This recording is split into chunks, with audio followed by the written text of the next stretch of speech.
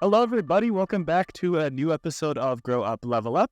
My name is Samson, and on Grow Up, Level Up, I am your host to bring you into the world of people who grew up with games and decide to make games and hobbies a part of their everyday life. And this podcast's goal is just to highlight those journeys and maybe influence you or encourage you to see how you can have some fun in your life and integrate it into our day-to-day lives.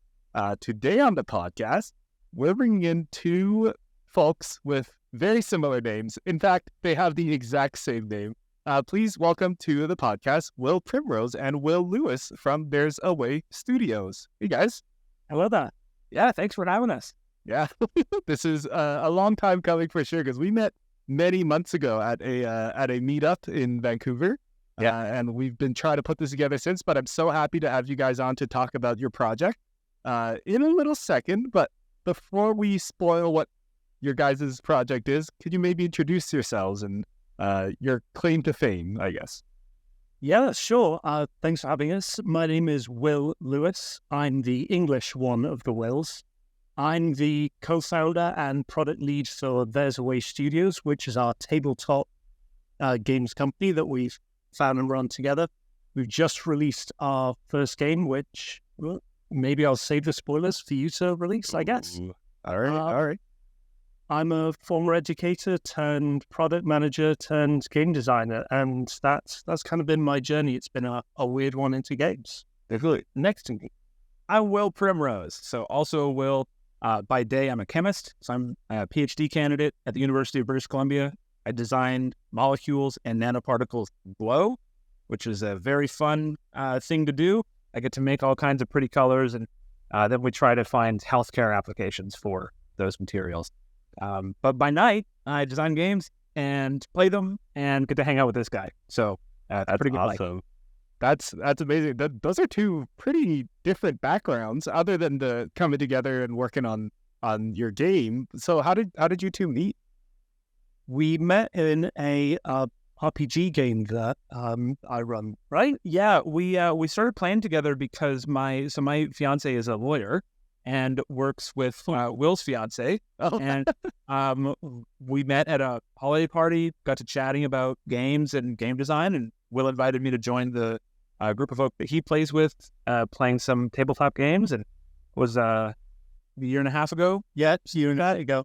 And then I think we got into a conversation some ways down the line. I think it might have been at Fan Expo. It was. Right. We both were like, man, I'd like to make a game. I've got an idea for one that I've kind of been whittling away at.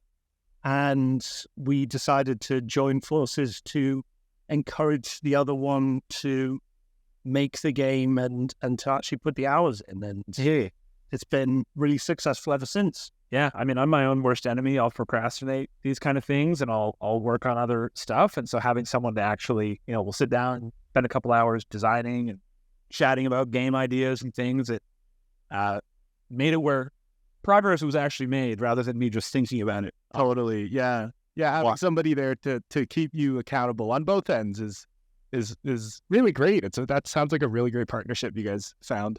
Yeah, it's been great. Awesome. So I love to ask our guests during our episodes, what are you drinking today on the podcast? Yeah, we've got some mashing drinks. We have a nice listeners here from Four Winds Brewing. Shout out to Four Winds in Delta. Thank you.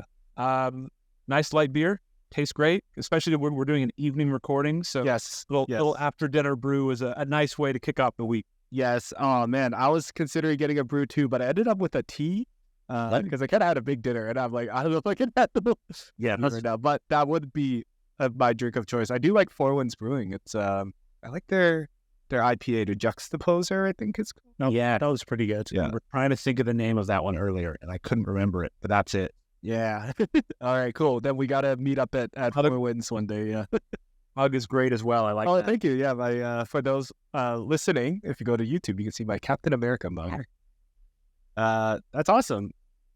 Another question I like to ask every guest is, what are your top 3 games of all time? And since you are both Will, but are separate Wills, you can each give a different top 3 if you like. Oh, you are generous. it is a mean question because it's hard to choose kind of just three, and also with what genres.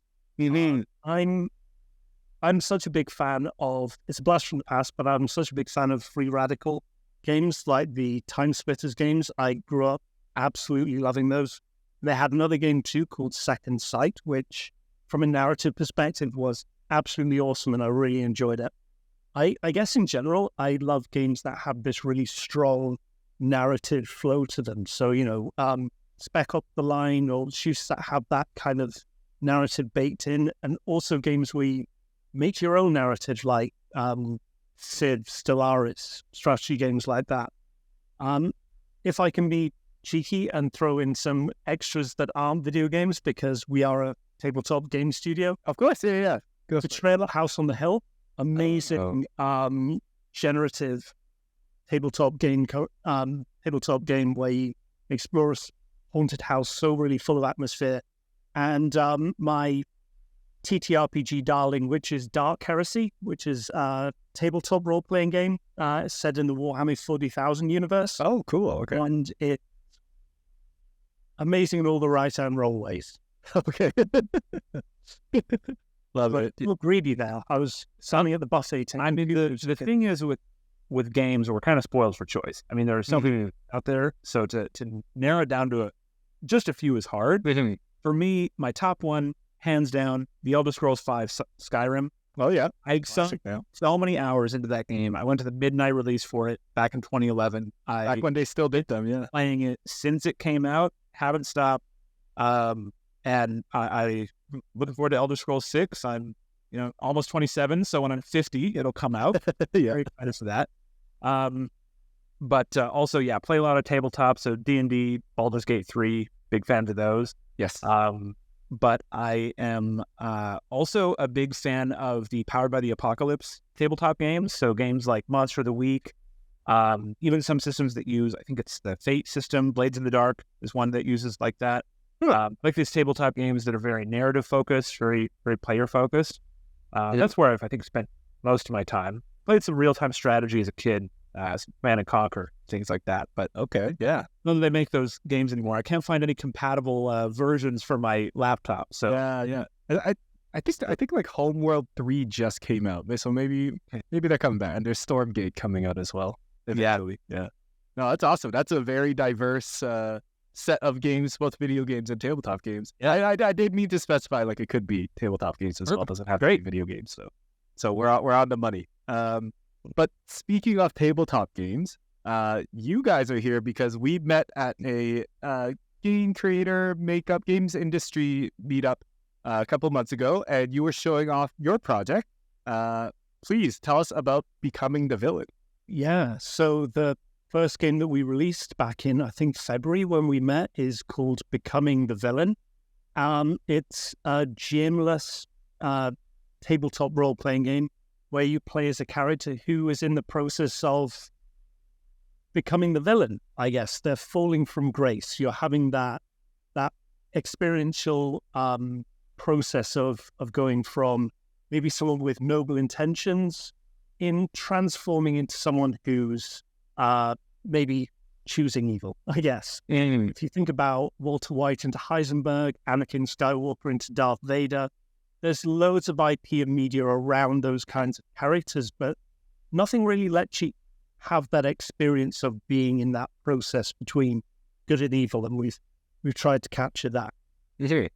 We've built it based on the philosophy that villains are like, with evil characters, no one woke up on a Tuesday and was like, yeah, I'm choosing darkness.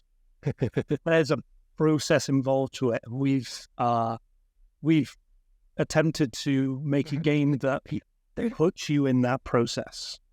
And that's kind of where we're at with it. It's been going super well. We won an award on the time when we met at that Quiver Games event. Shout out to Quiver, yeah. Yeah.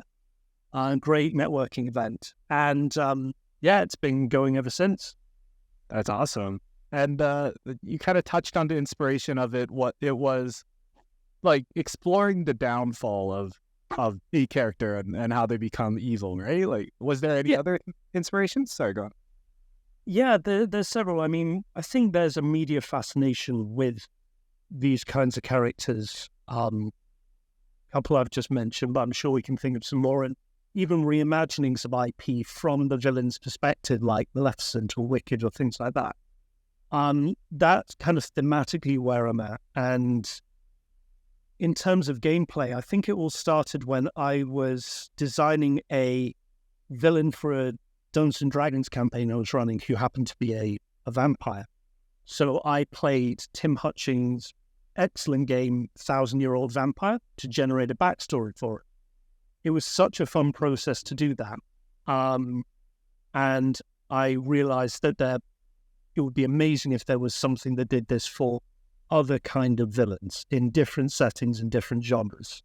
So that's what we've gone out to make. We've got a game that fits in any genre, any setting, any type of villain that you want. It uses tarot cards as the central mechanic to create a prompt for your character to react to. And you choose how your character, who start out at any point in their life with hopes and dreams and motivations, player can choose how they react.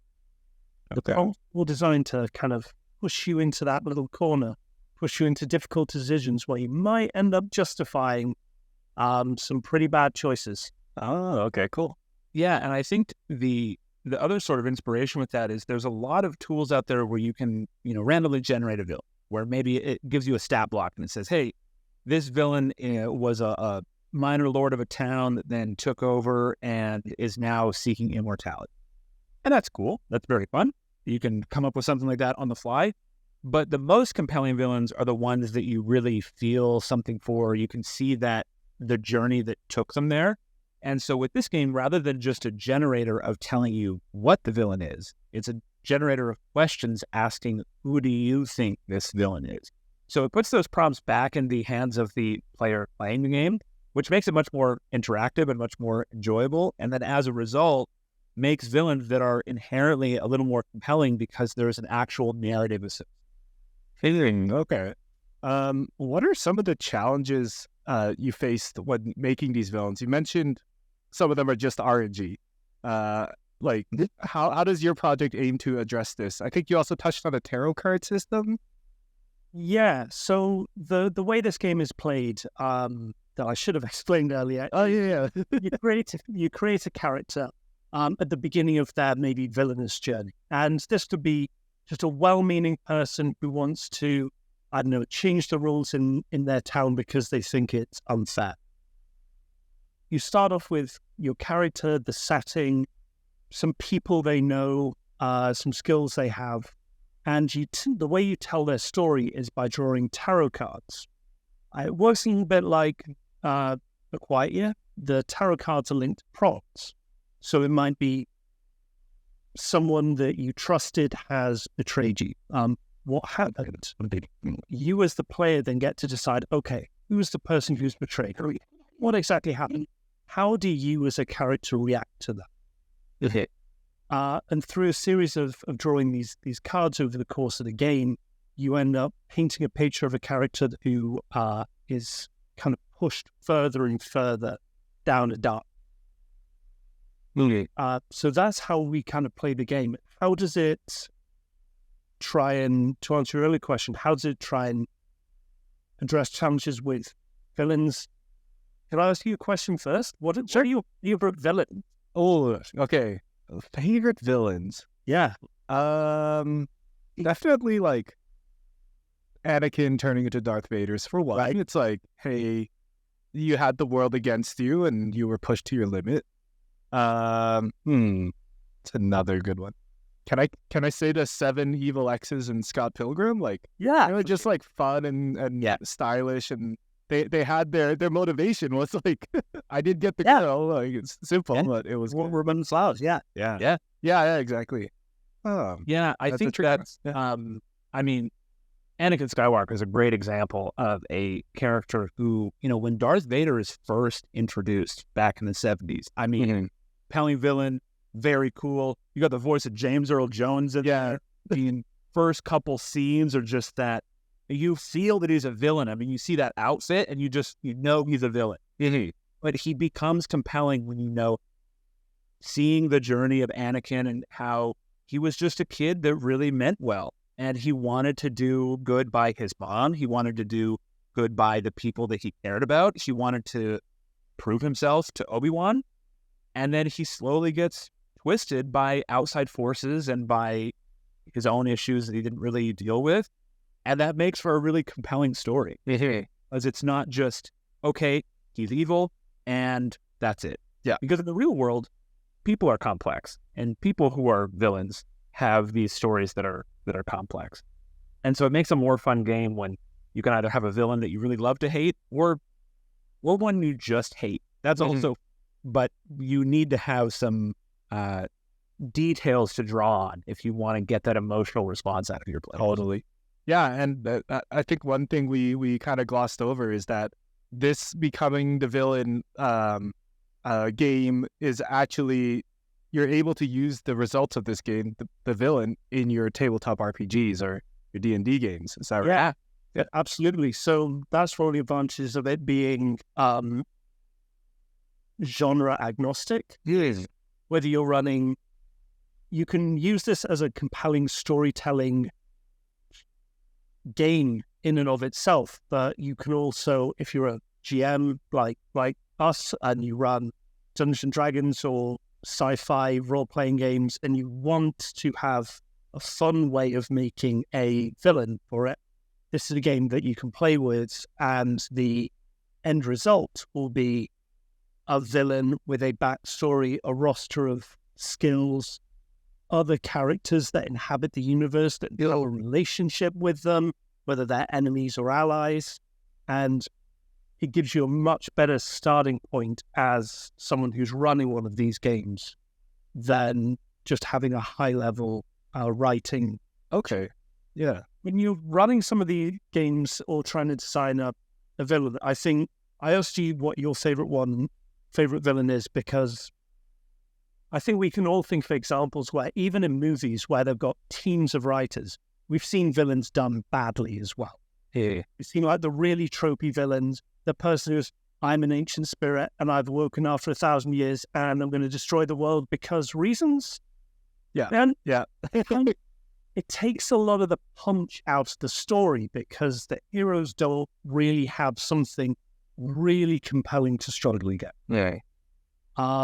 So you end up with archetypal villains or very tropey, mustache twirling villains, and they can be fun, but they're not very compelling. Yeah, I definitely agree, because a lot of the good villains that we look back on are ones where, as an audience or player or whoever, like, you struggle with, they're the bad guy, they're doing bad things, but they're kind of right. Yeah, right. They got a good point. Who was the villain in the first Black Panther movie? Oh, Killmonger. Oh, yeah. Yeah, You're like, 100%. I mean, he's got a point. Yeah. And he was cool and like yeah. I think also to build off of what Will was saying with this being sort of setting agnostic, like, yeah, you can make a villain for the sci-fi universe, you can make it for the Marvel universe, you can do it for, the movie Hot Fuzz, where you could design a villain for, that town. But it doesn't have to be for GMs either. This would be a great game to play if you are an English teacher wanting to teach students about the 3-act structure of how a story would be told, or if you want to talk about character development. If you play tabletop games and you want to start a campaign where you want to have a redemption arc, where your character starts out as a villain, but, becomes a hero and has to, make those decisions that make them a hero. Sequel game. Yeah, exactly. Yeah. So, your eyes peeled for that. But that would be a great way to play this. If maybe you haven't thought about GMing, but maybe play BD or maybe play Monster of the Week, maybe you want to design a character that has a backstory that they were a villain and they're trying to redeem themselves.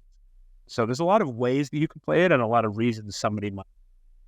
Fundamentally, the way the game tries to beat these challenges of tropey, archetypal 2D villains is that ultimately our system has the randomness of the tarot cards in. You might have an idea of a of a villain going forward, but life is random and strange things can happen. So the randomness of the tarot card system can make the player think of the story in a different way. Something unexpected has happened. Okay, how is my character going to react to that?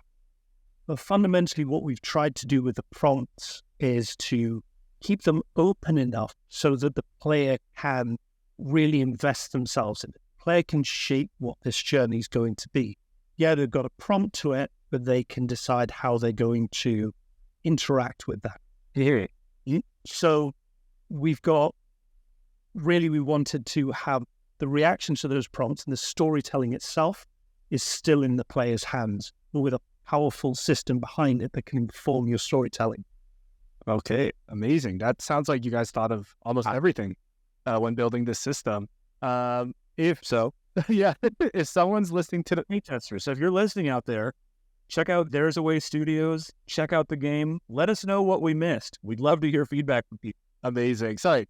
Yeah, if someone's listening to this right now and wants to check it out, where can you find it again? Yeah, so our website is there'sawaystudios.ca. After, of course, us both being Wills, where there's a will, there's a way. Oh, I missed that. There's a delayed reaction. That's okay. Because where there's a will, there's a way. It wasn't too delayed. It was good. And so that's our website. We're also on Instagram and Twitter and TikTok as well. But Instagram is where we're a little more active. And the website has some contact forms. So if people have feedback about the game, we'd love to hear it. Yeah. This is still a product that is always evolving. Like most things, it's always evolving and changing. So, and your feedback will just make it an even better project and better tool and game, I guess. Yeah. How long does it take to make a villain real quick? In using our system for this game, when you know what you're doing, if you're playing just on solo, 30, 40 minutes. Okay. So that'll be pretty quick end to end. It can take longer if you want to play with friends and go around and everyone have a little bit of an input on it. Okay. And that's a really fun way to play the game as well. Cool. All right. I might have to grab a copy because I'm going camping this weekend and I feel like that'd be really fun to do. Fun to know. Stepping a little bit to the side of your game for now, I want to talk a little bit about your experience as game designers. Like we said at the beginning, Will, you were a teacher or an educator, and Will, you are going for your PhD as a chemist. Like those are two different things coming together as game design. What sparked your interest in game design? We're most alike. We both all listeners, they just look at each other. It's very insane. I'll chat about it a little bit. Yeah, I think that fundamentally, when you are passionate about playing games, you eventually become a bit of a game designer.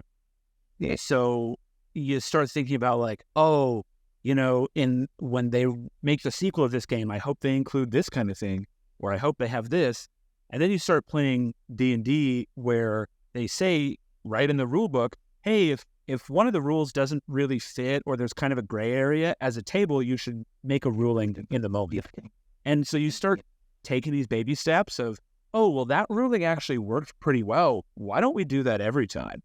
And then you start thinking, okay, well, if I made a little rule, what if I maybe make a feature for my class? Or, what if I design an encounter? And that's how I got into being a dungeon master for games, was liking using the rules that were there to design encounters and design D&D sessions, that kind of thing.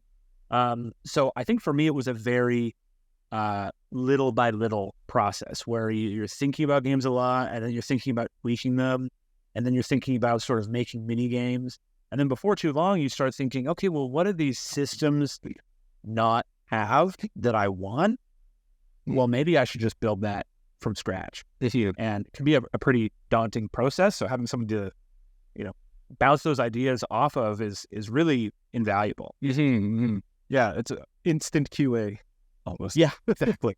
Yeah. Lewis, yeah? Yeah. For me, actually, I was just thinking, one of my early jobs, I'd worked in Korea. I was teaching English.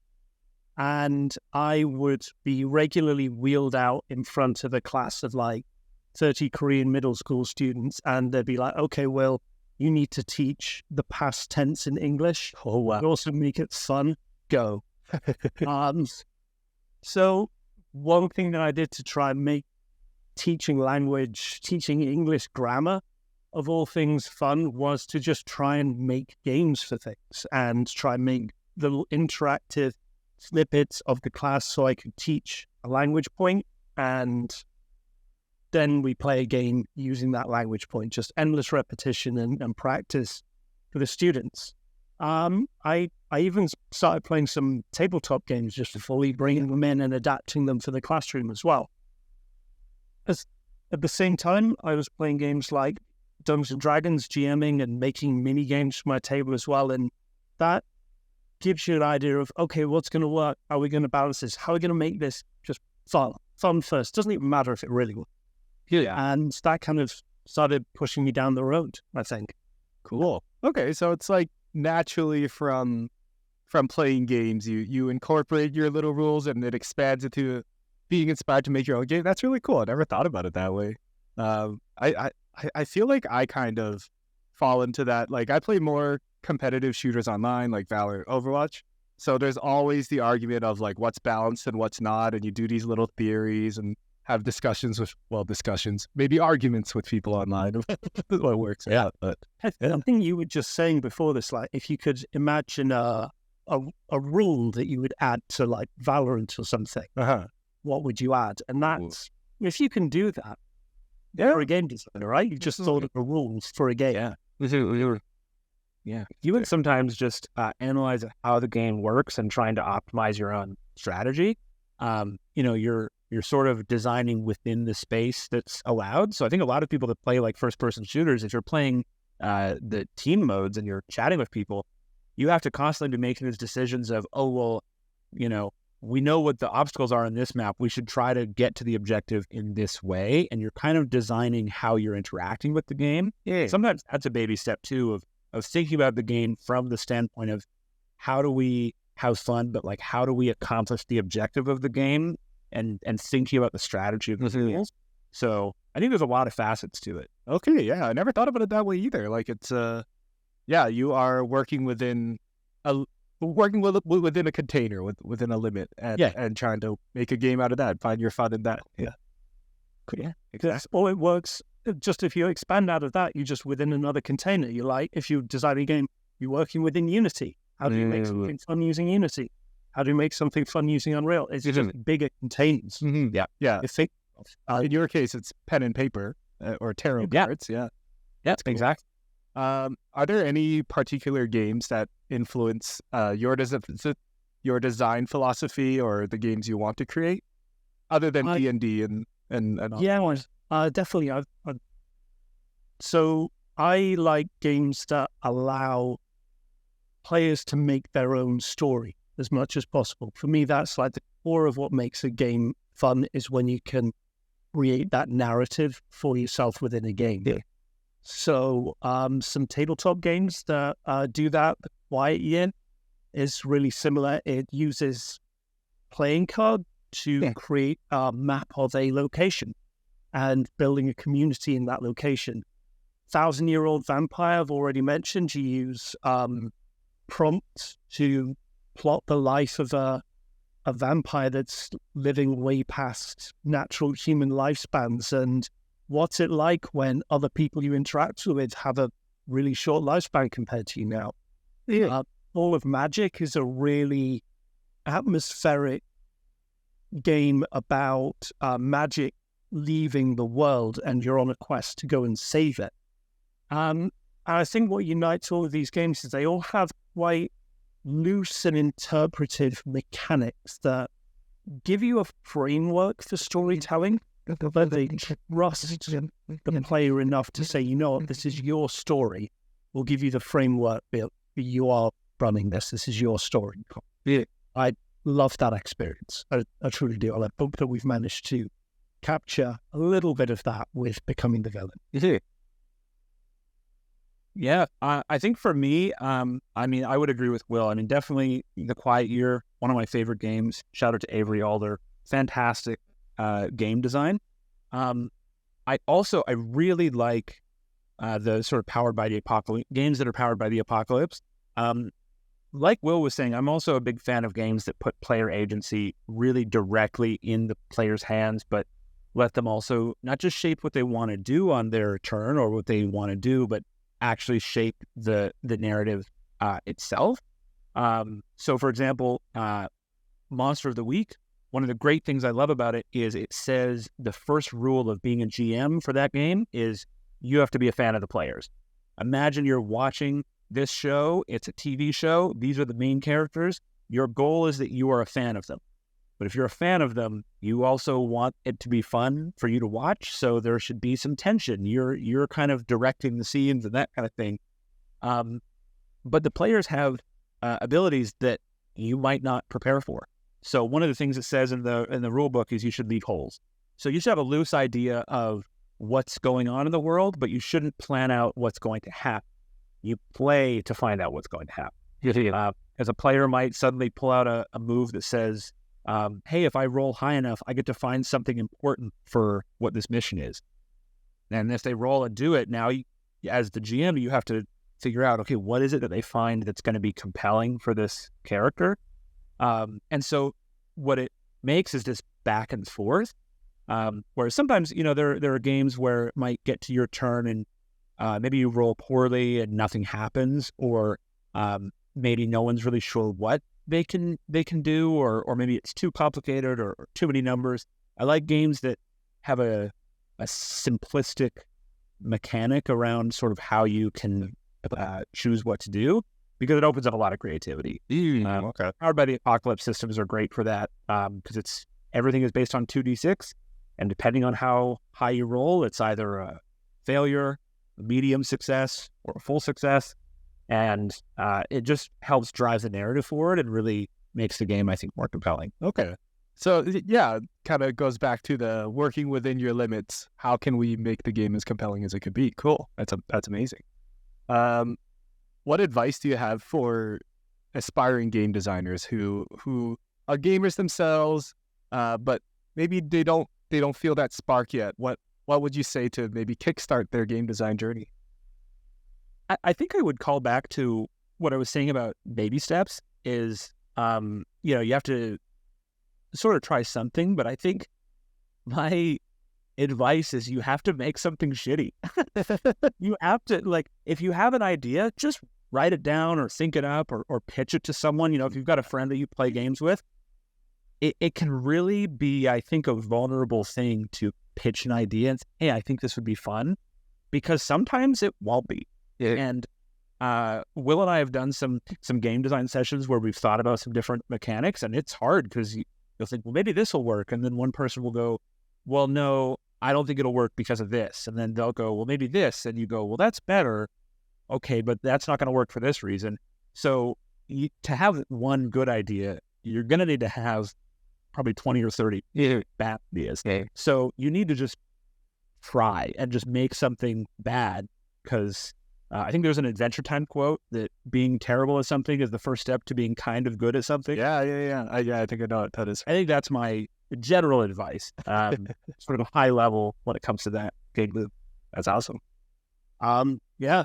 Wow. I think my one is there's a quote by the poet Rumi, who said, "As you start to walk on the way appears." And if you're someone like me who kind of is someone who likes to plan everything out and have the answer, okay, what's going to be step 1, step 2, I'm going to climb that mountain. What are all the steps involved in climbing that mountain? How are we going to do everything? When you're starting something new and you're a new game designer, you won't know everything. You won't even know what you don't know. But what's important is to just go out and make the first step. I think don't be afraid of having a bad idea, because that's your first step. And as you walk it and as you progress and as you learn, the path will become clear. The path will become clear as you walk it, not the other way around. There's no like magical time when you can see a straight line to your desired career goal in game design. You just kind of got to set out in that direction and just be prepared to build it. Yeah. Just do something and the way will appear. It's so much easier said than done. It's scary starting something new. It really is. And everyone feels that, I think. It's important to, if you want it, make that first step. Yeah, and I also think sometimes it's just a matter of, if you're not sure where to start on designing, sometimes it's just a matter of playing more games. You know, if you want to design board games, play a bunch of board games. Join a board game group and just play, 30 different board games over the course of a couple months and just learn about what's even out there. Because, I think when it comes to creative writing, for example, you have to know the rules to break the rules. I think they say that in jazz too. And with a lot of board game design, you're usually innovating on rules or putting a twist on something or kind of breaking the rules in a way.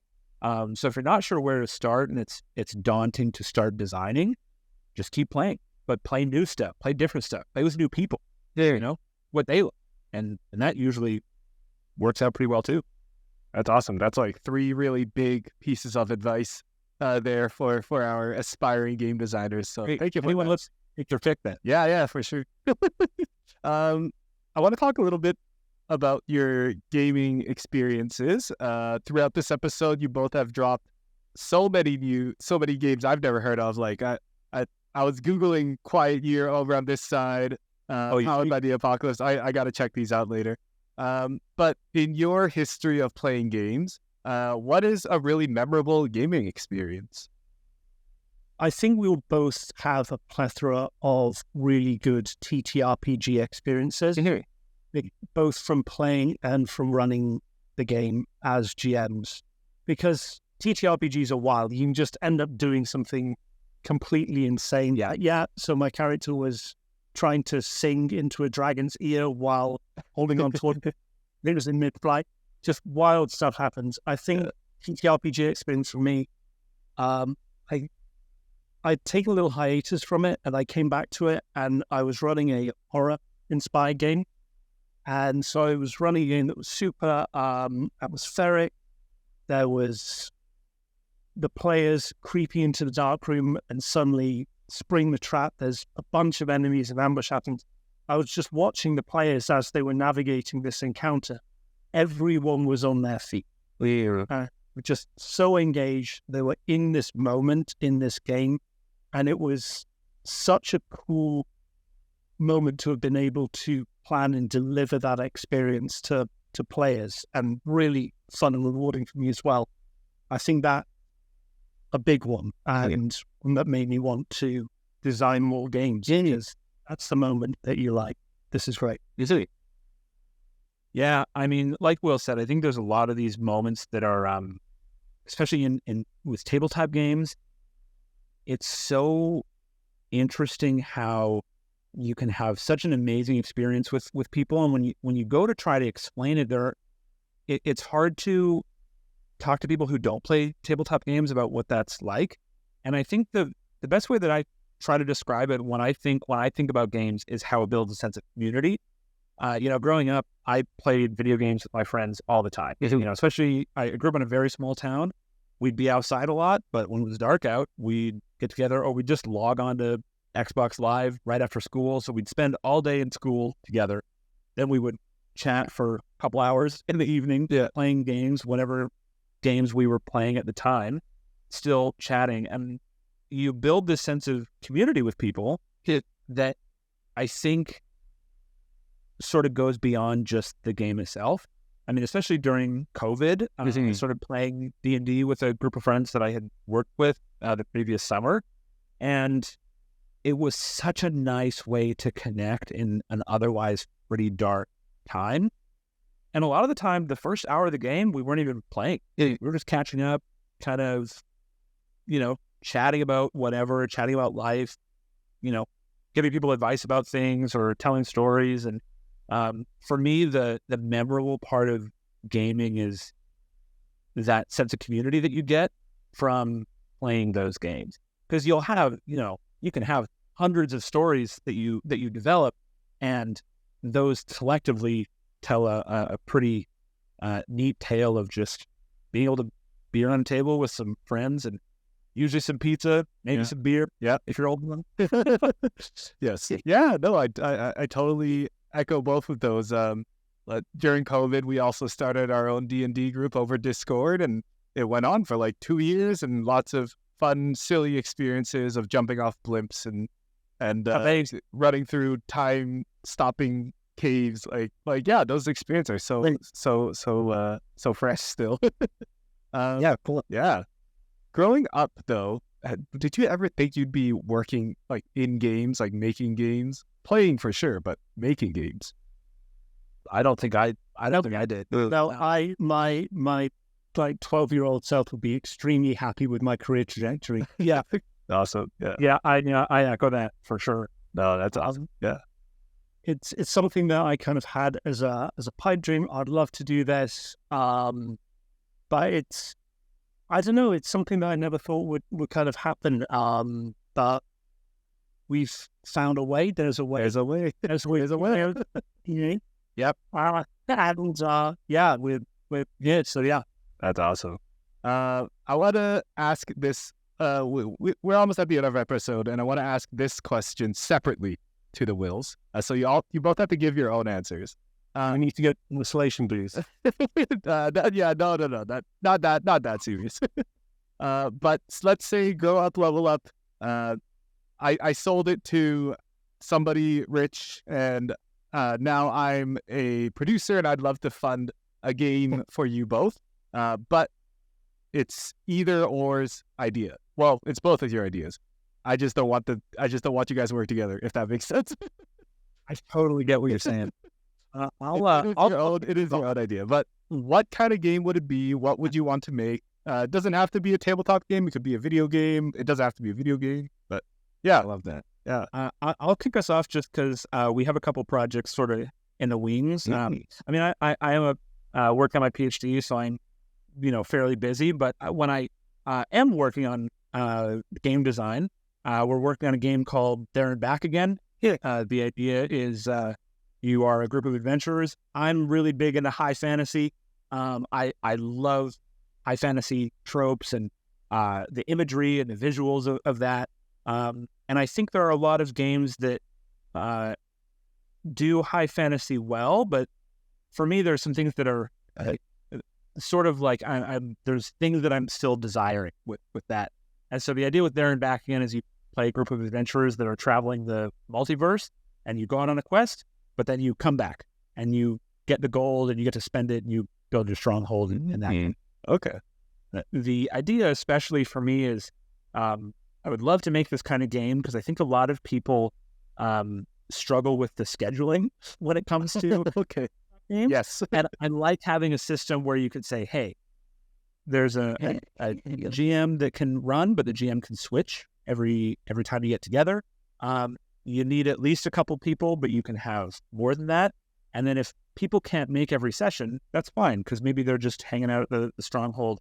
And rather than that just being a narrative sort of thing to explain what's happening, it's actually baked into the mechanics. So if someone can't make a session, that's okay. You do it. You take a different mission off the quest board. You go world, and you go there and you fulfill some kind of quest to be the hero, and then you come back. Oh, and it's a little nod to the There and Back Again, A Hobbit's Tale from.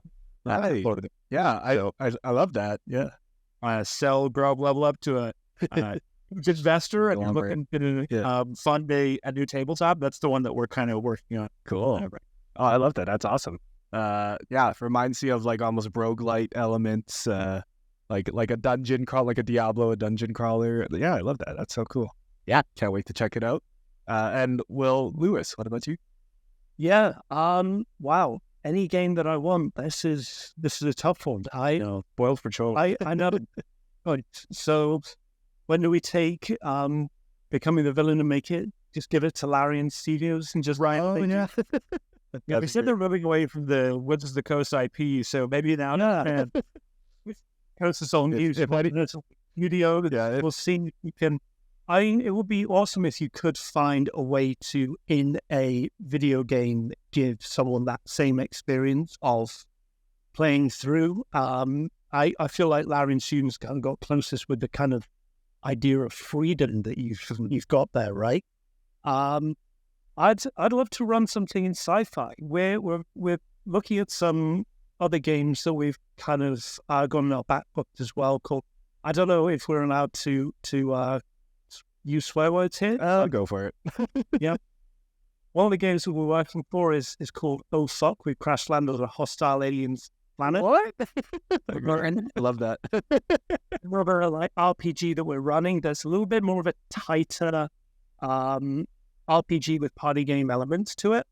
And it would be amazing if we could blow that up into being something really big where we've got these tight missions and people can go make their choices, fixing their spaceship and exploring the universe like that. I think we can beat Starfield if we had the right.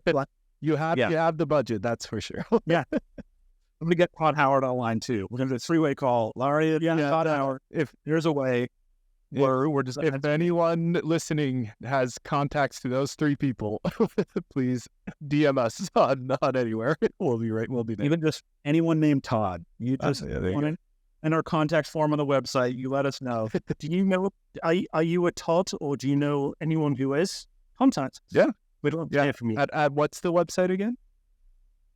So it's, I think I can send you the link if we can maybe put it in the description, but it's there'sawaystudios.ca. We're actually the first result if you Google us. Perfect. Great. So, yeah, send the thing through and we'd love to include some links to your podcast. Awesome. And that's all right.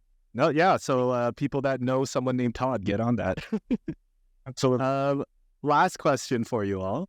What is your one piece of wisdom to leave with the world? Oh, man. I think trying to be of service to other people, try and be helpful to other people. I think I've been doing a lot of networking recently, partly due to there's ways trying to get the word out, also just general career stuff. But I've found it is a much more rewarding experience that I've got a lot further with when, as well as looking at networking that benefits me and the company, I'm able to connect people as well. And, I'll meet someone who's a full stack developer looking for a project. I'll meet someone who's got a project looking for a full stack developer. I'll try and get them in touch. And just being helpful with other people has just made the whole experience way better. So what I'd love to say to people, go out, Bill and Ted, be excellent to one another, go be helpful to someone, do your good deed for the day. Love it. I think that's my advice. Love it. But there's something baked into the name because I feel like we're on the same page for pretty much everything. You guys are friends, yeah. When you were asking this question, my honest first thought was just be kind. And you mentioned Bill and Ted. The reason I think of that is there's a Keanu Reeves quote. He says, "I don't want to live in a world where kindness is seen as a weakness." And I think that the world is it's a scary place. There's a lot of bad things that happen, but it makes it that much more incredible that joy can coexist with that. And I think that if you are actively seeking out trying to be kind to other people, you will leave the world a better place than you found it. Yeah. And if everybody does that, then that's great. So I think, it can be kind of insurmountable to try to make the world a better place, but you can make someone's world a better place for an hour if you're kind to them. And I think that's enough. Love that. It's beautiful. Beautiful way to end the episode, you guys. Thanks for all your wisdom and thoughts and sharing behind the veil, what it's like to create a game and all the lessons and all the things you learned along the way. So thank you for joining us on Grow Up Level Up today, Will and Will. Thank you. Yeah, thanks so much. Oh, this was awesome, and I really got to try out becoming the villain soon. One last time, could you guys share how to get into contact with you and where people can find Becoming the Villain? Yeah, absolutely. So we're at there'sawaystudios.ca. Just Google that. It'll be the first result. Or we have There's a Way Studios, all one word, at gmail.com. if you want to drop us an email, we're on Instagram as well. Yeah, at There's a Way Studios, all one word.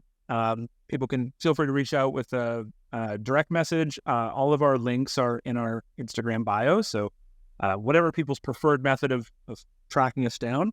But we love to hear from people. So if anybody wants to send us an email and ask about the game, or if anybody out there downloads the game and ends up playing it, let us know what villains you make. We love posts about it, find out what things people are designing. So a couple ways to contact us: Instagram, There's a Way Studios at Gmail, or the website, and any of those three is usually best.